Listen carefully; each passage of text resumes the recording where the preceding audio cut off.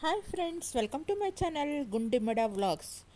ఈరోజు నటి సంగీత గారి గురించి తెలుసుకుందామండి. సంగీత క్రిష్ 21 అక్టోబర్ 1978న చెన్నై, తమిళనాడు, ఇండియాలో జన్మించారు.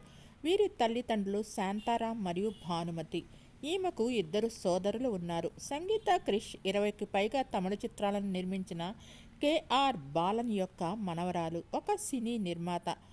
ఆమె తండ్రి కూడా నిర్మాత మరియు అనేక చిత్రాలను నిర్మించారు. సంగీత భరతనాట్య నృత్య కళాకారిణి.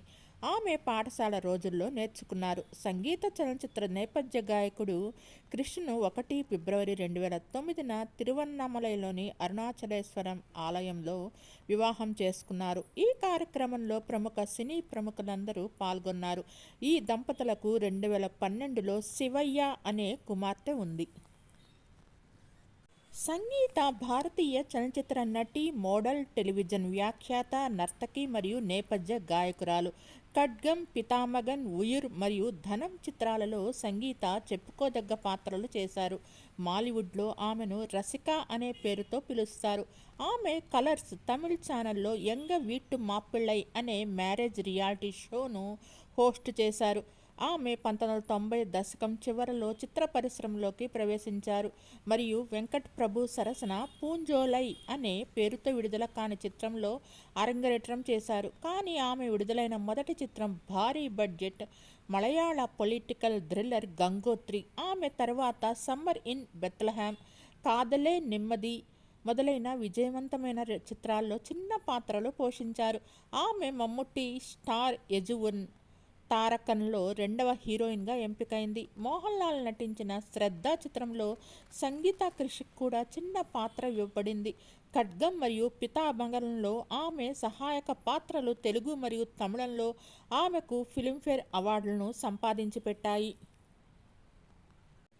సంగీత క్రిష్ను రసిక అని కూడా పిలుస్తారు. ప్రముఖ తెలుగు, తమిళ నటి. ఆమె 90వ దశకం మధ్యలో తెలుగు హాస్య నటుడు అలీతో జతకట్టి తన కెరీర్ను ప్రారంభించారు మరియు తెలుగులో ఖడ్గంలో రవితేజతో కలిసి నటించే వరకు ఆమెకు ప్రధానంగా తక్కువ బడ్జెట్ చిత్రాల్లో నటించారు.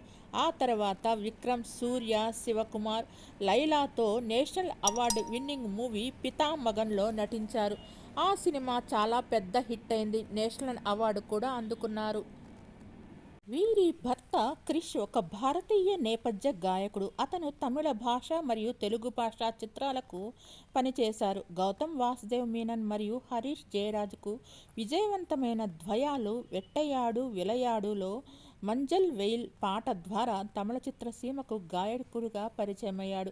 నేపథ్య గాయకుడిగా తన కెరీర్ని ప్రారంభించిన తర్వాత అతను నటుడిగా కూడా చిత్రాల్లో కనిపించారు.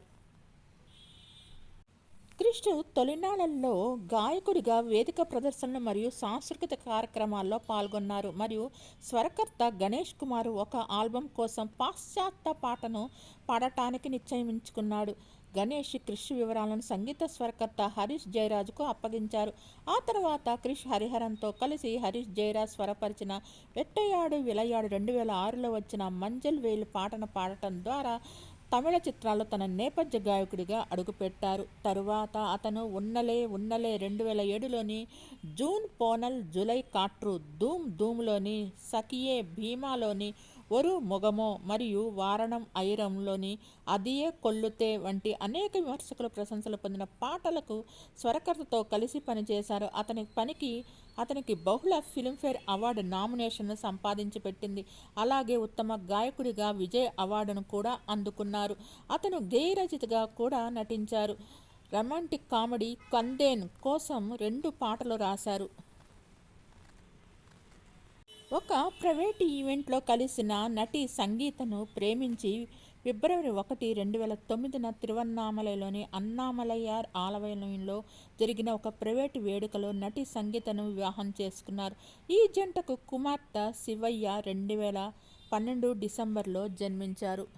మీకు ఈ వీడియో నచ్చినట్లయితే లైక్ చేయండి, కామెంట్ చేయండి. Thank you all. Please subscribe and support my channel Gundemeda vlogs. నా ఛానల్లో పాత వీడియోస్ కూడా ఉన్నాయి, ఒకసారి చూడండి. పలువురు సినీ సెలబ్రిటీస్ బయోగ్రఫీస్ ఉన్నాయి. మీకు నచ్చితే లైక్ చేయండి, కామెంట్ చేయండి. Thank you all.